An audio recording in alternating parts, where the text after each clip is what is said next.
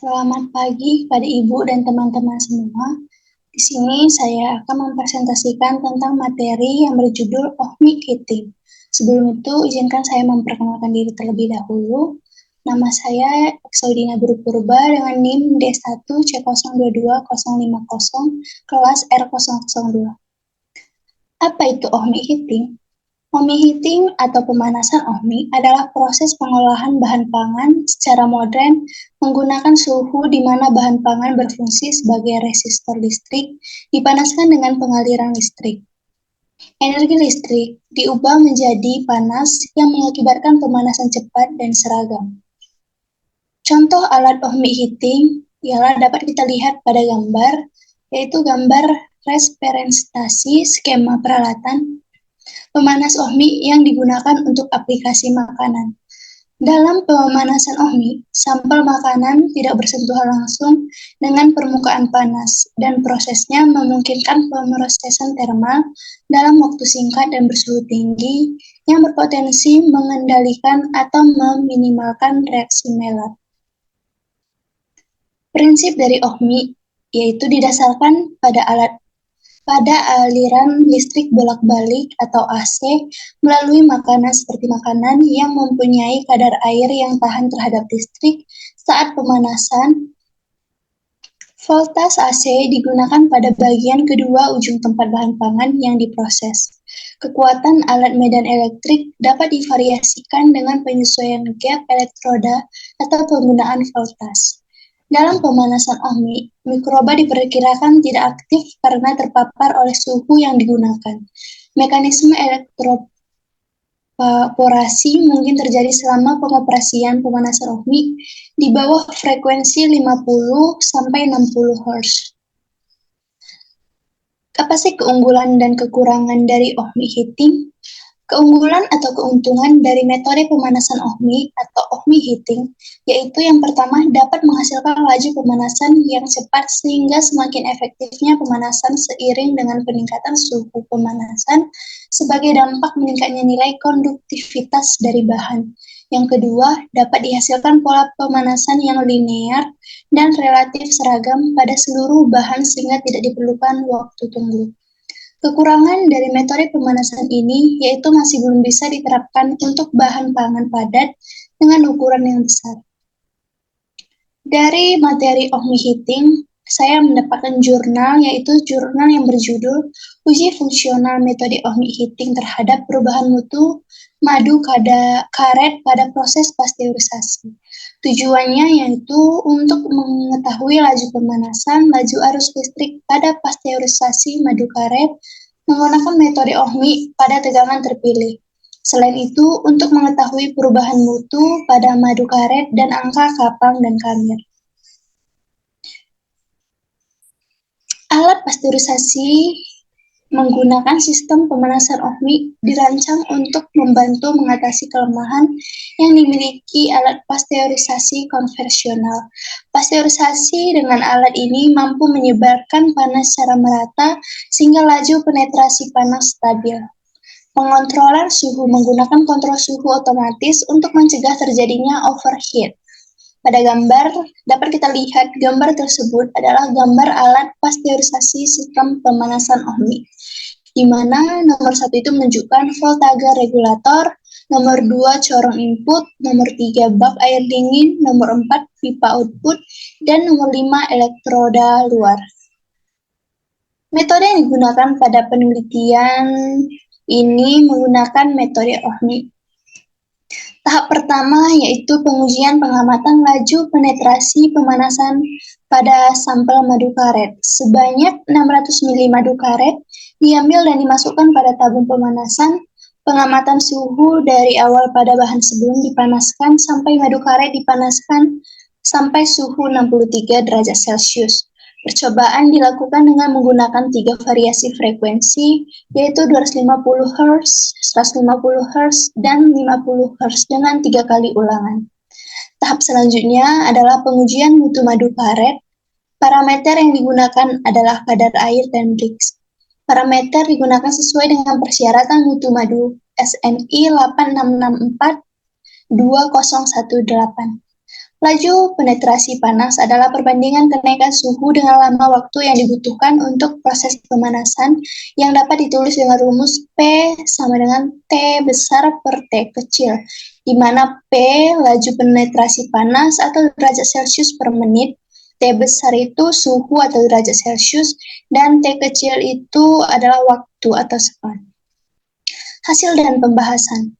Hasil menunjukkan nilai laju penetrasi panas pada frekuensi 150 Hz menunjukkan nilai paling besar dengan nilai rata 11,8 derajat Celcius per menit dengan standar defisiasi 0,85 dibandingkan frekuensi 50 Hz dengan nilai rata 10,5 derajat Celcius per menit dengan standar defisiasi 0,26 dan frekuensi 250 Hz dengan nilai rata 7 derajat Celcius per menit dengan standar defisiasi 0,34. Semakin rendah frekuensi jangkauan getaran yang dihasilkan akan semakin jauh, sehingga pemanasan terjadi lebih cepat. Pengaruh frekuensi pada pemanasan ohmik.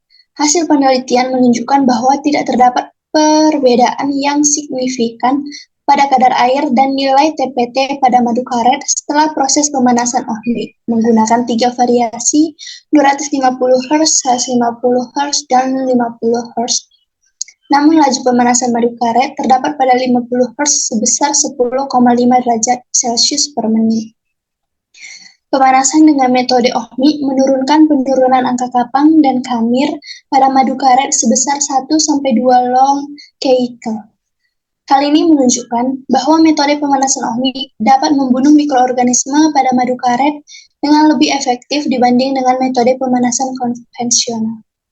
Hal ini menunjukkan bahwa penggunaan frekuensi yang lebih rendah dapat menghemat listrik yang digunakan pada proses pemanasan ohmik.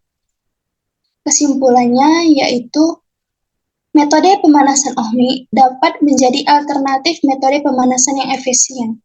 Metode pemanasan ohmik juga dapat membunuh mikroorganisme pada madu karet dengan lebih efektif dan menghemat energi listrik yang digunakan pada proses pemanasan. Pasteurisasi madu karet dengan metode ohmik menggunakan 3 variasi frekuensi, yaitu 50, 150, dan 250 Hz. Sedangkan terhadap penurunan jumlah kapang dan kamir, pemanasan dengan metode ohmik menurunkan penurunan 1-2 long Keitel. Jurnal kedua, pengaruh variasi tegangan listrik terhadap proses pemanasan dan karakteristik mutu pewarna alami kulit buah naga merah yang dipanaskan secara ohmik. Tujuan dari penelitian ini yaitu untuk mengetahui pengaruh variasi tegangan ohmik terhadap konduktivitas listrik, suhu, dan karakteristik mutu pewarna kulit buah naga. Analisis data, semua pengukuran dilakukan dalam perangkap 3 dan ditentukan standar defisiasinya. Analisis statistik dilakukan menggunakan perangkat lunak, statistik Minitab 19,0 atau ANOVA dilakukan, dan perbedaan paling signifikan pada tingkat probabilitas 5%. Jika terdapat perbedaan signifikan, maka dilakukan uji lanjut. Sedangkan untuk perubahan suhu dan nilai konduktivitas ditampilkan dalam bentuk grafik. Metode. Dari gambar tersebut menunjukkan sketsa alat pada pemanas, di mana gambar pertama yaitu wadah sampel. Wadah sampel berbentuk kotak yang terbuat dari arkelik polimeteli dimensi 8 x 5,5 x 5 cm. Ketebalan bahan 0,5 cm. Gambar 2 itu menunjukkan 2 elektroda stainless steel dengan ketebalan 20 mm. Jarak antara elektroda 12 cm pada wadah sampel. Gambar 3 ada data longgar. Gambar 4 slide regulator atau pengaturan tegangan. Gambar kelima dan 6 yaitu sensori suhu. Hasil dan pembahasan. Pada gambar menunjukkan penerapan tegangan yang berbeda mempengaruhi perubahan suhu selama proses ekstraksi. Waktu yang dibutuhkan untuk meningkatkan suhu 30 hingga suhu optimal 100 derajat Celcius pada pemanasan kulit buah naga merah sangat dipengaruhi oleh tegangan. Berdasarkan perhitungan waktu yang dibutuhkan untuk mencapai suhu sekitar 100 derajat Celcius untuk setiap perlakuan. Hal ini mengemukakan bahwa semakin tinggi variasi tegangan yang diterapkan, maka waktu yang dibutuhkan untuk mencapai suhu optimal lebih cepat. Pada tabel menunjukkan nilai kemerahan pada perlakuan ohmik dibandingkan perlakuan kontrol, kecuali perlakuan tegangan 60 volt. Nilai A yang rendah menyatakan bahwa warna merah yang dihasilkan lebih pekat. Warna merah yang pekat pada buah biasanya disebabkan oleh ketingkatan konsentrasi pigmen yang tinggi. Nilai B pada perlakuan ohmik 21 sampai 0 sampai 28,8 lebih tinggi dibandingkan perlakuan kontrol 20,0. Hal ini disebabkan dengan kelebihan pemanasan ohmik yang dapat menghasilkan ekstraksi warna yang maksimal. Pengaruh reaksi kimia di saat terjadinya proses ekstraksi mempengaruhi senyawa mengalami dekomposisi yang menguntungkan pada suhu tertentu. Kesimpulan, nilai kecerahan L dan kemerahan warna kulit buah naga pada perlakuan ohmik lebih rendah dibandingkan perlakuan kontrol atau pemanasan konvensional atau kompor. Hal ini menunjukkan bahwa warna yang dihasilkan pekat atau merah tua. Dalam hal ini, bahwa pemanasan ohmik memiliki kelebihan dapat menghasilkan panas yang seragam dan cepat sehingga menghasilkan ekstraksi pigmen warna beta-cyanin yang maksimal. Jurnal ketiga, yaitu Comparison of the Quality of Carrageen Flour Extract by Ohmic and Conventional Heating Methods, atau perbandingan mutu tepung kereagenan hasil ekstraksi metode pemanas ohmik dan konvensional. Tujuannya yaitu untuk mutu tepung kereagenan hasil ekstraksi pemanasan ohmik dengan pemanasan konvensional. Metode penelitian ini menggunakan dua perlakuan sumber pemanas beberapa pada saat proses ekstraksi rumput laut, yaitu pemanas ohmik dan pemanas konvensional dari kompor gas, masing-masing diulang 3 kali. Analisis data. Untuk mengetahui pengaruh perlakuan terhadap masing-masing parameter mutu, digunakan analisis beda dua rata-rata atau uji T dengan taraf nyata 5% dengan hipotesis H0, yaitu nilai mutu pemanas ohmik sama dengan pemanas konvensional. H1, nilai pemanas mutu ohmik lebih tinggi dibandingkan dengan pemanas konvensional. Hasil dan pembahasan. Redman, perlakuan metode ohmik lebih baik dalam menghasilkan Redman dibandingkan dengan metode konvensional. Karena pemanas metode ohmik selain menimbulkan panas yang cepat dan merata, juga dapat menyebabkan terjadinya permeabilitas dinding sel. Kadar air yang dihasilkan pemanas ohmik lebih rendah dibandingkan dengan metode konvensional. Hal ini dapat dijelaskan pada pemanasan ohmik bahan akan mengalami pengaruh medan listrik mengakibatkan pembentukan pori-pori pada dinding sel sehingga meningkatkan permeabilitas dinding sel yang mengakibatkan laju kecepatan pengeringan meningkat. Viskositas. Dari dua perlakuan tersebut menunjukkan bahwa nilai viskositas tepung kereagenan hasil ekstraksi menggunakan pemanasan ohmik lebih tinggi dibandingkan dengan pemanasan konvensional. Hal ini disebabkan karena panas yang dihasilkan dengan menggunakan pemanasan ohmik lebih cepat. Kekuatan gel.